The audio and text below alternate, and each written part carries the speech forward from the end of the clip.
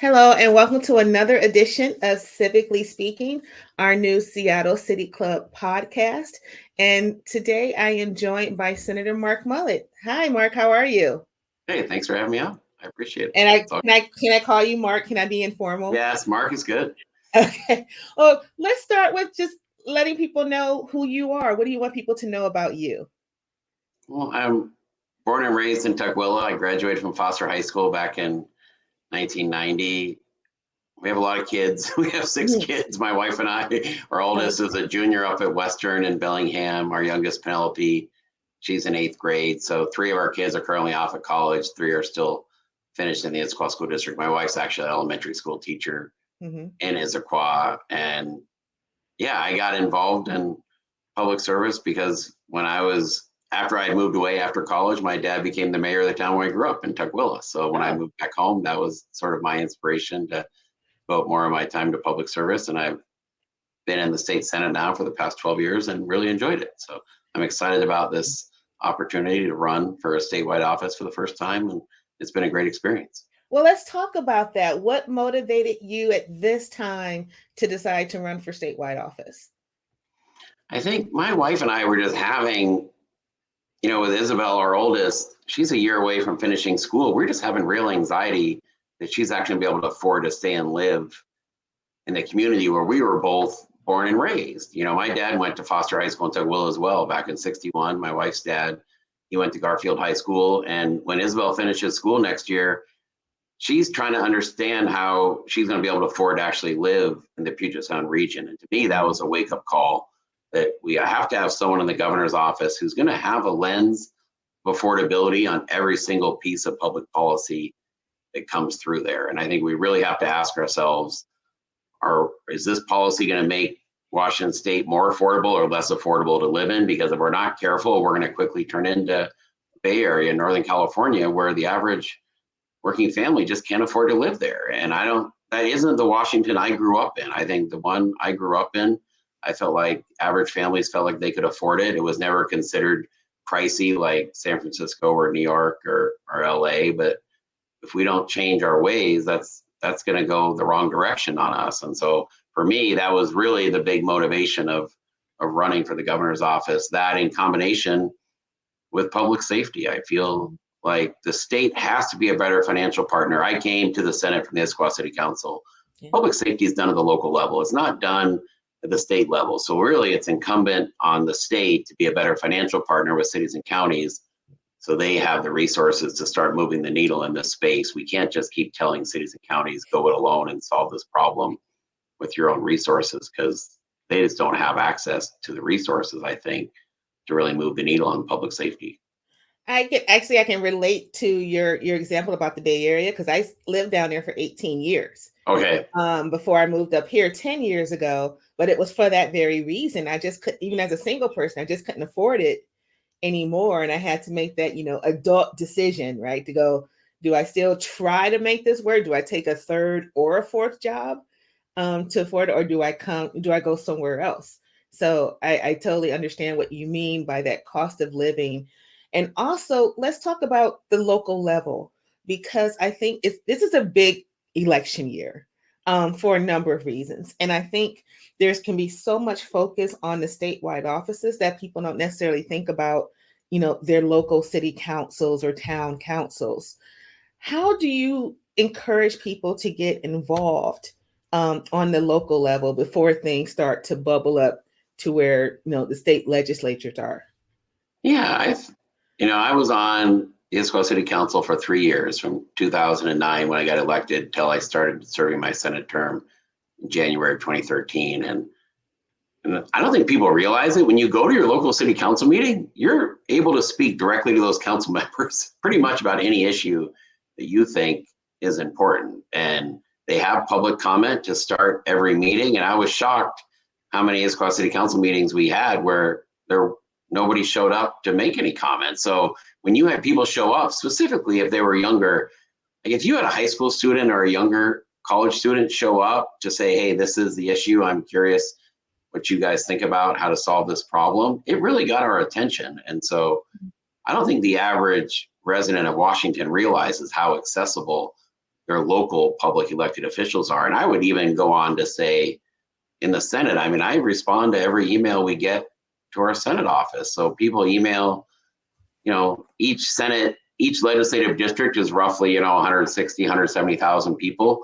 So it's kind of down at a size that is manageable, where I tell people as well, when you reach out to your elected officials in the state legislature, you'll be pleasantly surprised. They'll usually get back to you with a response. Mm-hmm. So let's talk about this last session. It was a shorter session than normal. And I think you were the sponsor of a lot of different bills.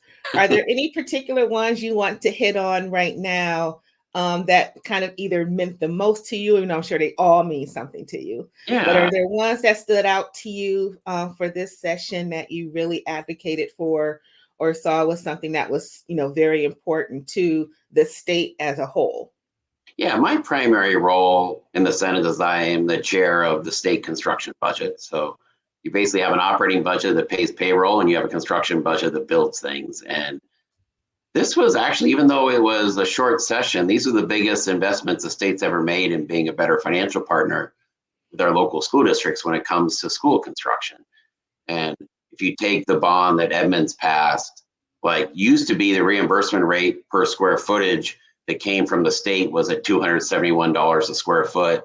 Mm-hmm. It went to $375 a square foot in the budget that we passed, which is the largest increase in that square foot reimbursement rate for school construction that our state's ever experienced. And so I'm optimistic it should make building schools at the local level a little easier, because you won't have to ask your local taxpayers for as much money, because the state's stepping up to be a better financial partner. And the second bill I did, it was Senate Bill 6069, was all about access to retirement security. And this bill is pretty simple. And what it says is every employer has to give their employees the ability, if they want it, to have money taken directly out of their paycheck and put into a retirement vehicle, like, for example, like a Roth IRA.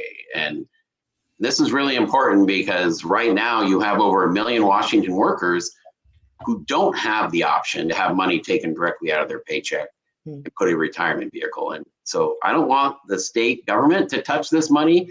I don't want any employee to feel like they have to do it if they can't afford to do it. They can opt out of this program at any single point in time they decide to. They can come back in whenever they decide to. But our hope is to make it as easy as possible for every worker in the state to actually have money taken out of their paycheck, directly deposited into a retirement account.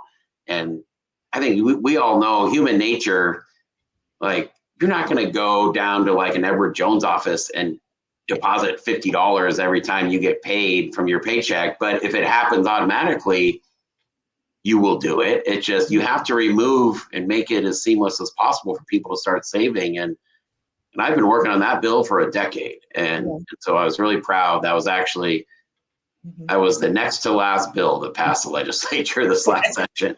And it was important, I think, because I think this is a really big issue. We want people to make it as easy as possible for workers in Washington, no matter where they are in the wage scale, to be able to save for retirement. Because I own a pizza restaurant and 4 Ben & Jerry's ice cream stores.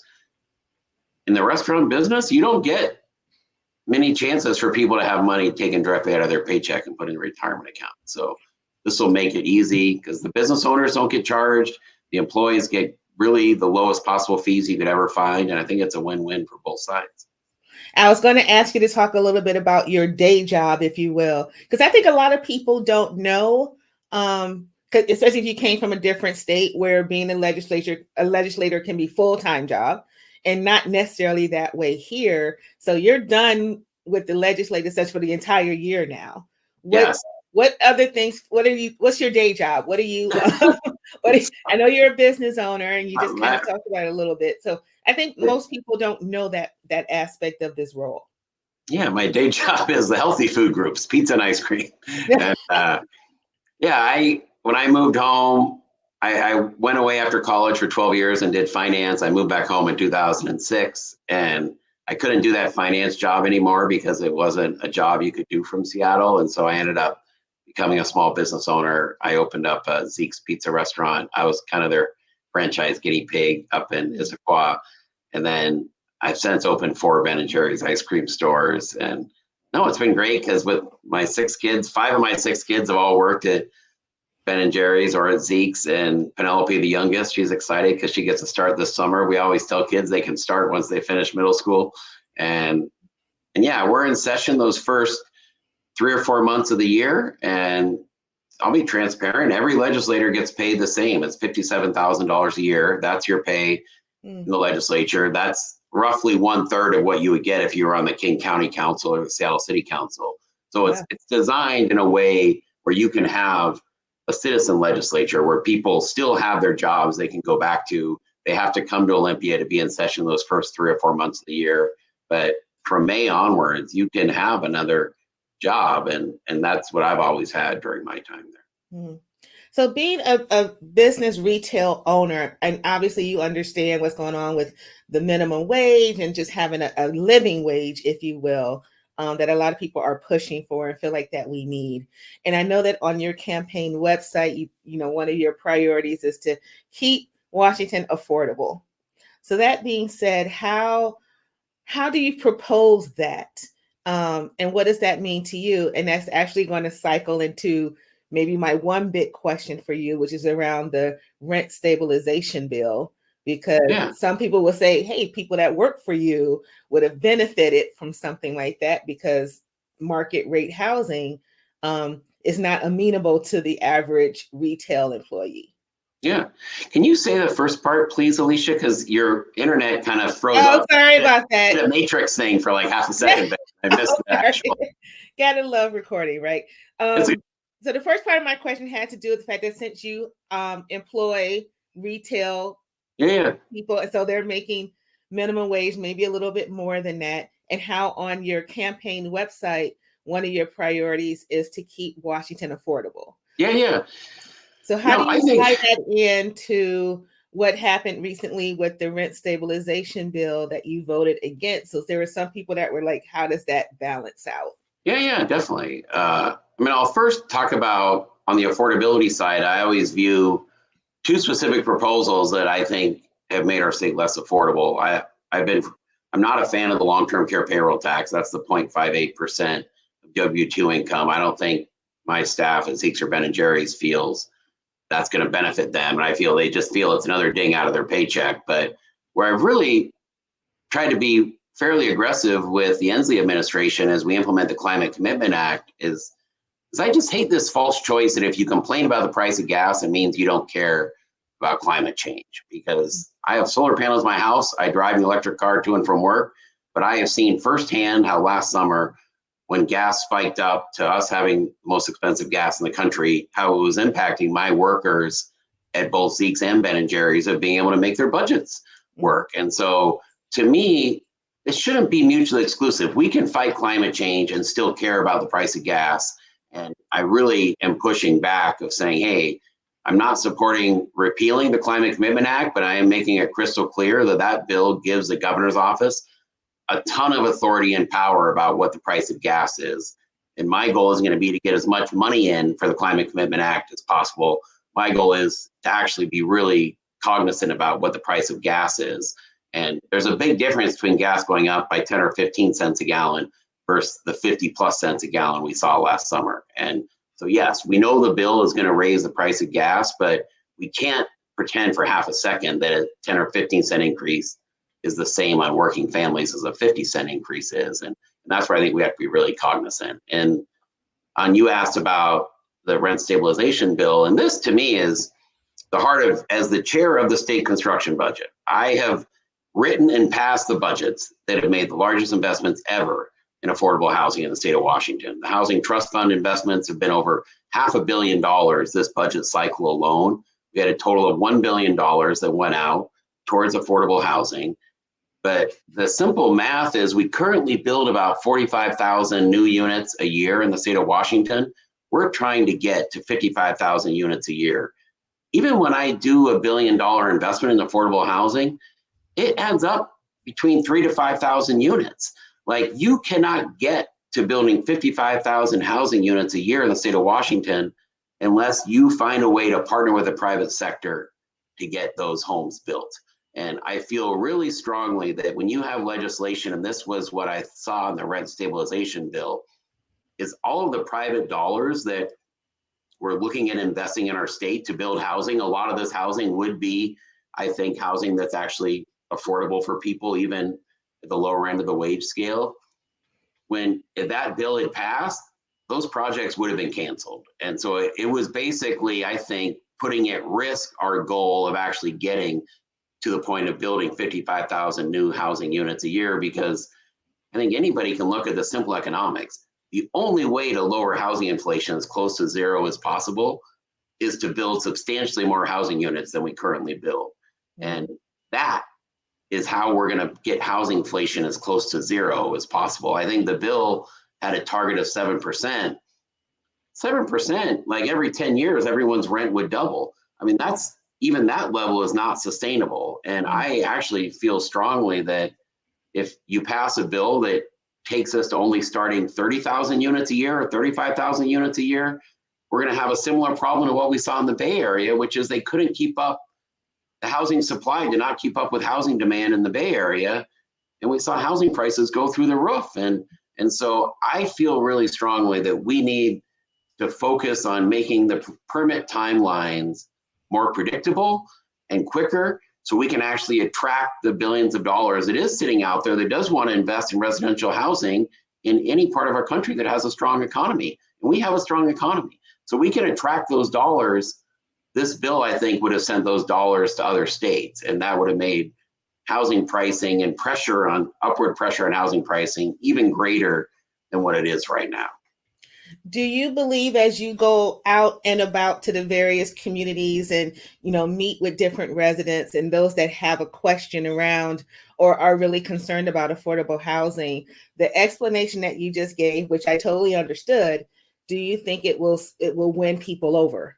That's a great question, Alicia. I think this is the fundamental challenge we have in Olympia is good public policy doesn't fit on a bumper sticker. I think people want it to fit on a bumper sticker, but the unintended consequences from some of that policy can be really drastic and negative. And so to me, that is the real focus. I think when you're an elected official, your job is to look at the bumper sticker and say, that sounds great. Okay, now let me do a deeper dive and understand what negative implications that could have. And my experience has been, I'm a Senate rep on the State Investment Board because my background is in finance. So we manage $185 billion of pension assets. It pays my wife's, teacher pension as a teacher here in the state when she gets to that retirement point, which she's not at yet. But the State Investment Board has over $30 billion in real estate. And so I've had a front row seat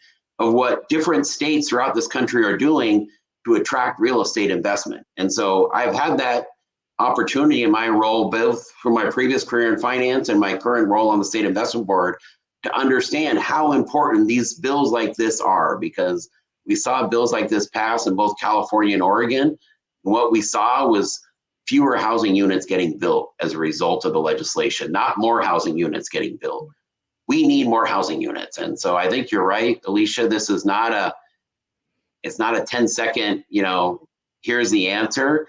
But at the same time, public policy is complicated and it involves compromise. And I think the housing bills we did last year in the 2023 session around getting more middle housing options. So, the reality is my wife and I have 6 kids. Their first home is not going to be a single family detached house. That seems like an impossibility. Their first home is going to be a townhome. It's going to be a condo. It's going to be some sort of entry level in. And we did a lot of good housing legislation last year to make sure every community is giving a variety of housing options, not just single family detached housing. And so I think we're moving in the right direction. I felt the rent stabilization bill would have undone all the progress we did in the 23 session, which was all geared at making our state a more attractive place for real estate investment. No, thank you for that answer. And one of the things that was going through my head is that I almost wish there was some kind of listening tour around this topic and being able to go to the different areas, because it's going to be different in rural areas than urban. Yeah. On the east side, whether the west side of the state, And even here in Edmonds, there's a big to do. And I was on the planning board here for 6 years. And right now what's coming back up is the being able to have detached ADUs. Yeah. For this. I love ADUs. Yeah. I think ADUs are they're the future. Well, talk to some of our people here because there's some that are totally not necessarily feeling about it like we do. So finally, let's talk about your campaign a little bit. And I really just have kind of 1-2-part question for you. Why you and why now? I think that affordability and public safety, the Democrats, we've been in charge in Olympia for the last 6 or 7 years of all branches of government. And we've gone backwards on affordability and we've gone backwards on public safety. And so to me, that indicates we need a change in leadership. I've been super transparent that, I think if you want a 4th term of Jay Inslee, then Bob Ferguson is your guy, because you will get a 4th term of Jay Inslee. You will get a continuation of the policies we've had that I think have made our state unaffordable and less safe. And if you want to shift in the other direction, like here, I, as a Democrat, will promise to fight just as hard for women's reproductive rights as I do for you not to have unnecessary tax increases. And I think that is what we need right now in the governor's office. Somebody who's actually can have an eye on people's pocketbooks, but make sure we're protecting these core social values that I think 2/3, if not 75% of Washington residents think are sacrosanct, and that's women's reproductive rights and support of the LGBTQ community. I have a 100% voting record on those issues.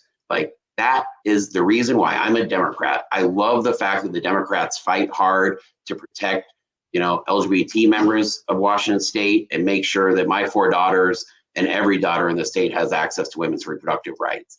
But where I'm unique, Alicia, is I feel as strongly as that as I do about opposing the long-term care payroll tax, because I thought that was an overreach. Our state can't afford to have a 0.58% deduction out of every single dollar they make for every single resident of this state. And I feel you can fight climate change and still care about the price of gas. And that's what makes me unique versus the other candidates, is I'm as passionate about these social values as any of the other Democrats are. But I have a very different perspective as a small business owner about the importance of really caring about people's pocketbooks and understanding how important that is. Senator Mullet, thank you so much for giving me your time this morning. And are there any final words you want to leave for our audience? Hey, I got my haircut. I have, not only do I have 6 kids, I also have 3 dogs. Oh my gosh. If you found a dog that's cooperative for a Zoom interview, please let me know, because my 3 dogs do not qualify as cooperative Zoom interviewers. Yeah. But I was getting my haircut earlier this month, and we always talk about the mullet being a big popular hairstyle in the 80s. And I know the gal who cuts my hair told me she had 8 different haircuts last month. They were all asking for the mullet. Oh my God. I'm telling you, Alicia, the mullet is coming back. It's not a haircut. Now it's going to be an elected official in the state of Washington on a statewide level. And I think this is the year of the mullet. So excited. Is that going to be your campaign slogan? We have mullet time. So that is our campaign slogan. I'll have to send you a picture, but mullet time is on our campaign signs. And I love it. I always say I want a little controversy. It's a little bit of a push on Miller time, but not an exact copyright infringement, but it's still fun. All right, Senator. Thank you so much. Thank you everyone for watching. And until next time, this has been Civically Speaking with Seattle City Club. Have a good one, everybody. Thanks.